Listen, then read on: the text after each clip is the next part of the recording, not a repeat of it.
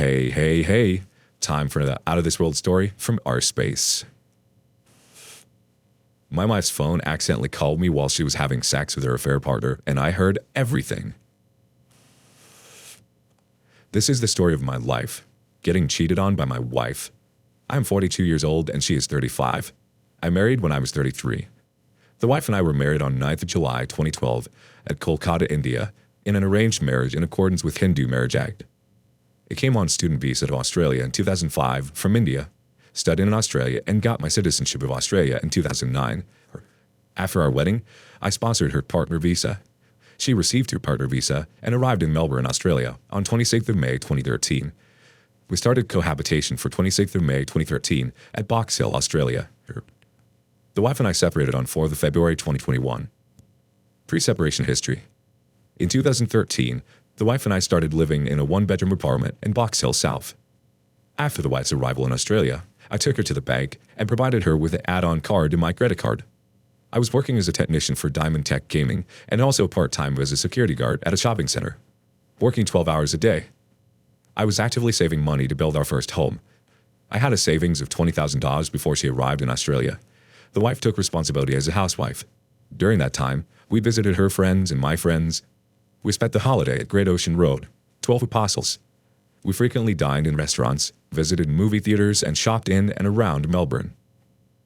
My work required me to visit pokies venues in the countryside.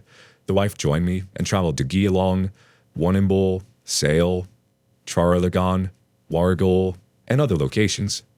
After work, we went to eat at fine dining restaurants in those towns.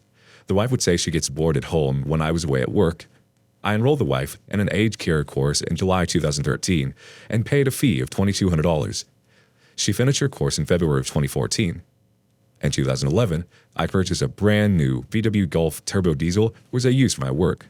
In 2014, the wife commenced employment as a personal care attendant at Benson Care in March of 2014. I enrolled the wife in a driving school to learn driving a car, which would make her confident and self-reliant. I purchased a brand new Mazda 3 for $23,000 for the wife even before she learned driving and received her license. In August 2014, we purchased land in Cranbourne North to build a first home. We jointly secured a home loan of $345,000. I saved around $40,000 for my employment. My father provided a loan of $10,000 for a home deposit, which is still owed to my father. In June of 2015, we finished construction of her first home. We moved in on the 4th of June to her new home. I bought furniture, white goods, and televisions for her new home worth around $40,000. I continuously helped with house chores such as cooking, dishwashing, washing, cleaning, buying groceries, fruit and vegetables, and meat. After moving to Cranbourne, the wife gained employment in Berwick. The wife received her driving license in September of 2015. I encouraged the wife to drive to work. Initially, I was dropping the wife off to work in the morning. The wife gained confidence and started driving to work. The wife said I provided her encouragement and confidence to be independent like an Australian woman. I always supported my wife to be independent. The wife had more than 15 friends for work and outside, with whom she partied. We visited Hindu festivals and gatherings.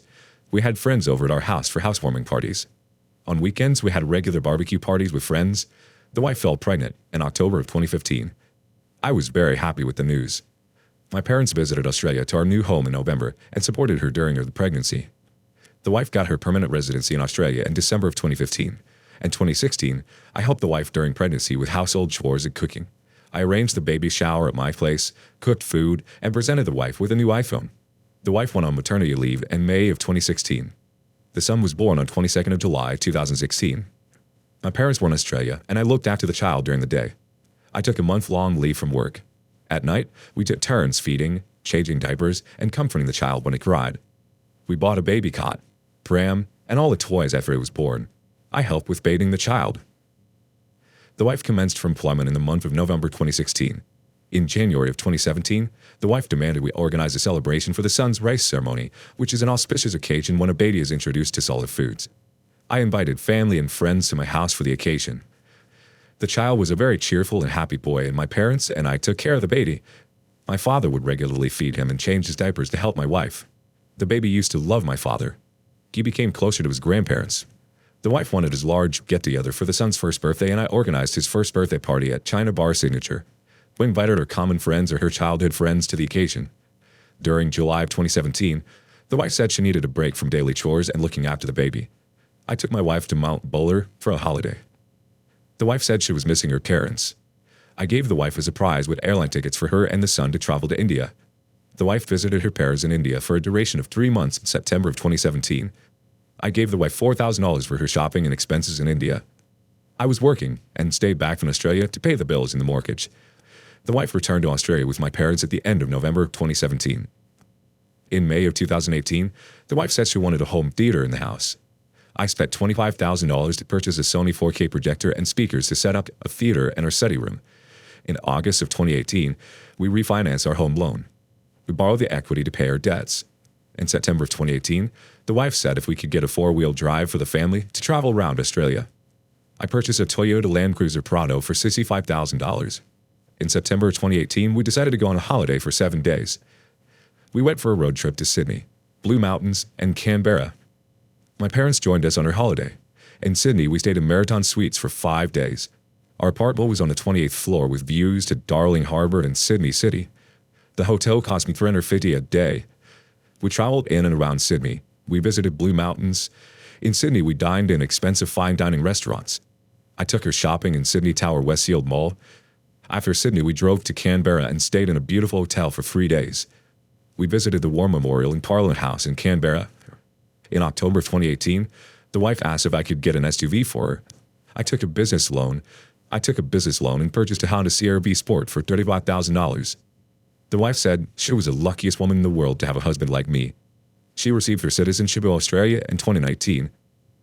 In March of 2019, I enrolled for a Bachelor of Nursing to advance my career. I wanted to have a high-paying job to provide a comfortable life for my family. At age 39, I again started studying full-time. I was also working full-time in aged care. I attended university during the day and worked night shifts at aged care. In July of 2018, after finishing my exams, I took my wife to Mount Hotham, Falls Creek, Buffalo Mountains, and stayed in a cottage in Bright. I purchased her snow gear worth more than $1,500 before our trip. I bought an expensive LG French door fridge for $4,000 to make the wife happy. In September of 2019, the wife said her sister-in-law was visiting Sydney and she would like to see her. Initially, I was hesitant as I was studying full-time and working and worried about the expenses. To make the wife happy, I agreed to make the trip to Sydney. We drove to Sydney and stayed in Marathon Suites, Paramana for 3 days. I organized an expensive dinner at a meat and wine company for my sister-in-law and her family. The wife was very happy with my gesture. We visited Botany Bay and Indian restaurants in Harris Park. On the day of our return from Sydney, I planned a surprise visit to Gold Coast, Queensland for the wife as she had never traveled to Queensland. We drove to the Gold Coast from Sydney via Pacific Highway. We stayed at Surfers Paradise. During our trip, we visited Brisbane, Byron Bay, and Noosa. On our return journey to Melbourne, we took the Neville Highway and stayed at one night at Dubbo.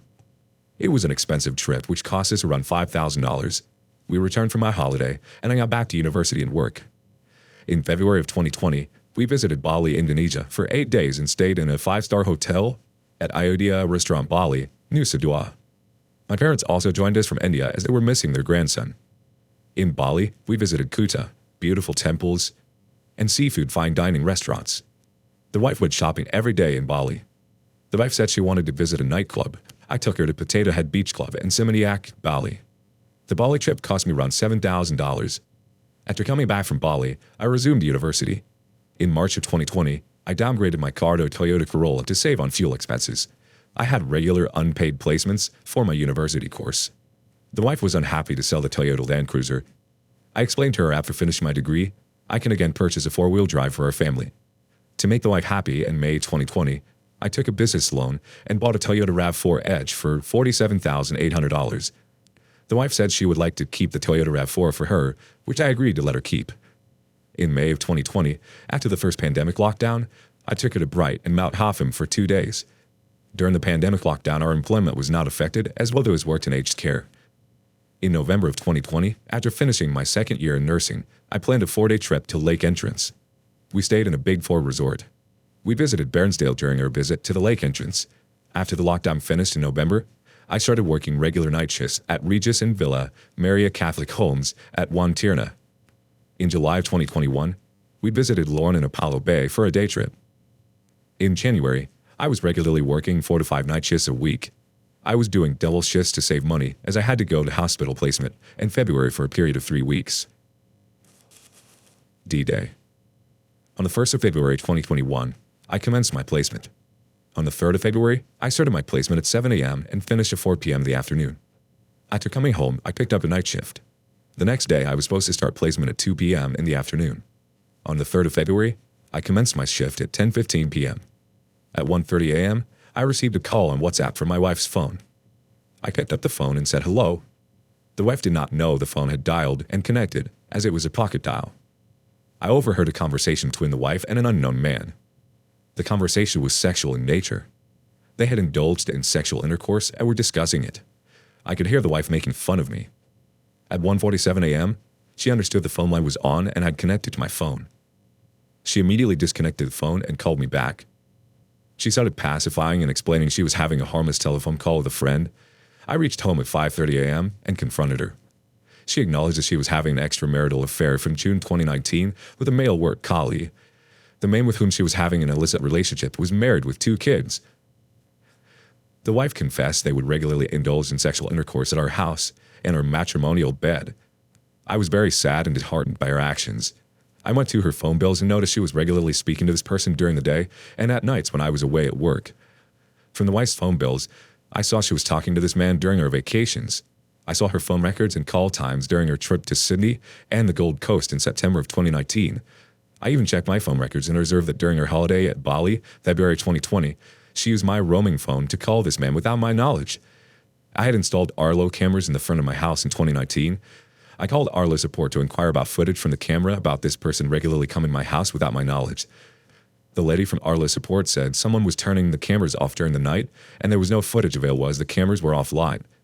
I was so shocked by the wife's deceitful actions. I had a voice-activated Amazon Alexa Echo Dot in the bedroom to control lights and alarms. The Amazon Alexa records small voice snippets. I went to the recording so she could hear sounds of sexual intercourse and talk with this person she was having an affair with. To confirm, I matched the date and time of the recordings. The voice recording was during the time I was away working in night shifts. She confessed that he would come at 11 p.m. after I went to work and leave at around 3 a.m. in the morning. After hearing her debauchery, I slipped into depression. I asked the wife, why did she not leave me if she wasn't happy in the marriage? She blankly replied, I even loved you and thought I would never find out. I slapped her and she went to the police and complained about domestic violence. I was arrested by the police on 4th of February 2021 at 3:30 p.m. The police pressed assault charges and excluded me from my house. The wife got an intervention order against me and I became homeless. Since the incident, I've been renting a room with roommates. Post-separation, I was on antidepressant medication. I was seeing a psychologist for managing my mental health. I took a year off from my nursing studies as I could not continue my education. The wife used to make phone contact multiple times a day to apologize and reconcile. It made me believe the contacts we were having outside the court intervention order was safe. She manipulated me and controlled me to have contacts with her and opened the door of the house when I went to see my son on the 10th of March of 2021. At the end, the wife had consensual sex with me and reported all our contacts to the police. The wife has manipulated me, controlled me, used and abused me, deceived me. I thought she was genuinely trying to reconcile with me. For this reason, I entertained her contact. I was remanded in prison for 36 days and pleaded guilty to charges. On the 16th of April 2021, I was released without conviction and placed on community correction order for a period of 2 years. I am going through this rehabilitation programs like Men's Behavior Change Program and Anger Management. I have gone to a lawyer and have a property settlement hearing on 17th of November 2021. Time for some reactions. No Carpenter 8359 says, remain no contact with her and retain a lawyer. Do what the lawyer tells you to do. You have to get evil with her, legally of course. She has shown herself to be an evil, conniving individual. Don't believe anything she says. Only communicate through a lawyer. ETA breaks this up into paragraphs. Do not meet her or talk to her except through a lawyer. Coach EJK says, she is, in my opinion, pure evil. I pray you have left the wife of her affair partner known of his deceit. Does Australia allow a lawsuit against the affair partner for alienation of affection? If so, pursue it. Also, any money due for child support should be paid to an intermediary, not to your ex. You have a right to be vindictive. Sell everything you own and waste the money on frivolous things so she can't access it. Make sure everyone in her family and yours know of her deceptions. Aaron Noor says, all red flags in your story. You've been spoiling her from the get-go, in a nice way. She doesn't deserve you, man. Why don't you start afresh in another country? Moving on to the next story. My girlfriend, 25, sends suggestive messages to another guy. Hi everyone. I came here after a recommendation from the relationship advice subreddit.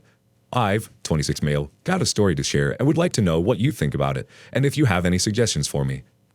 This Wednesday, I was out in a bar with my girlfriend, 25, of 2 years, and 2 of her friends. I arrived a bit later as I had to work longer and she was noticeably drunk when I arrived. As the night went on, I noticed she was constantly checking her phone and texting someone. For context, I don't usually care who she texts, but this night something was off. There was a somewhat weird moment when my girlfriend's friend asked the group what the best thing in our life is currently. I looked at my girlfriend and told her that it was her. And what I got back was a slightly upset and sad look. Sometime later, we went home and had another drink with her friends at our place before they left. The first thing she did when her friend left was drag me to the bedroom and we had sex.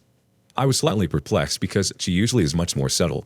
Afterwards, she fell asleep pretty quickly. The night after, we had to catch an early train to go on a weekend trip, so I wanted to check if we both had our alarms set. What I saw when I took her phone was a message from another guy basically saying that she enjoyed the night back then. I never do this, but this message kind of freaked me out, so I went to their messages. As it turns out from history, she didn't cheat on me, but it looks like she played with the idea. They've been talking for a week or so, and apparently they hooked up about 8 years ago, which is what the text I saw was referring to. In their text, they talked about meeting up to talk initially, which escalated into basically talking about secretly meeting up. He has a girlfriend as well, with obvious suggestions about secretly hooking up. She also mentioned to him that I have to leave for 3 weeks for work soon, which really upset me. I confronted her about it the next day. She said it didn't mean anything and she will block the guy and not contact him again. I asked her what was wrong and if she doesn't want to be with me anymore. She said that she's felt unhappy the last few weeks and felt the relationship has grown a bit stale and texting that guy felt exciting. She told me she would never cheat on me and she'd just enjoy the attention. I do believe that she wouldn't cheat on me, but since I'm abroad for work several times a year, trust is really important, and I feel the trust is damaged. We had a long conversation the next day and both committed to staying together and work on a relationship. She cried in my arms and I asked her if she wants to end it, but she said she still loves me and she felt like I didn't give her enough attention anymore. She does have a point in that I took her for granted, which is still no justification. I am madly in love with her and I do trust that she wouldn't cheat on me, at least my conscious mind does, but I keep getting thoughts in my mind about her cheating on me or still texting him, and I just can't get the idea out of my head that she thought about that guy while we had sex the other night. I want to know if there's a way back from something like this because I really don't want to lose her, or if this is likely the first step in a lot of painful events. It drives me insane. I want this to work, but I'm worried that I can't fully trust her again. Do you have any suggestions on what to do? I don't want to break up with her, but I also don't want to drag out a failing relationship unnecessarily. Thanks a lot. Hey, community, you wanted some advice? Let 'em at it. Entertainment Rich 196, start us off. Hey man, my ex cheated on me last month and said the same BS. Look at it this way. If you two ever get married, there will be a lot bigger problems and bumps than just a few weeks of not giving her enough attention. If she can't even deal with inattention properly, communication, how do you expect her to stay loyal to you when you have much bigger challenges in your marriage down the road? Better to leave her now than having to pay her alimony and child support down the line. There are many girls out there who wouldn't do this no matter how bad the relationship gets. Big Ed Cactus Head has another thought. At the first sign of the relationship going stale, does she tell you to try to fix things? No. She instead cheats on you emotionally and plans to make it physical. She has shown you she will cheat. Why don't you believe her? My New Adventures has the next comment. You really don't think she would cheat on you? She's been unhappy the last couple weeks, and the first thing she does is start chatting up an old F-buddy. Dude, you need to spend a few days going to the posts on this sub. She's a classic cheater, right down to crying in your arms and that crap. Listen, she failed the girlfriend test. Get the F rid of her. If you don't, I'll bet you anything you're right back here within 2 years bemoaning how you caught her cheating and you were just so crushed. Last but not least, from Self-Inflicted. In Hell, 3 months old, RA27 sister subs. She'll definitely cheat on you. She's already emotionally cheating and making plans to cheat physically when you're out of the way. You should end this relationship before it gets any more serious. Now it's easy. No kids, not married, just walk away. Don't be naive.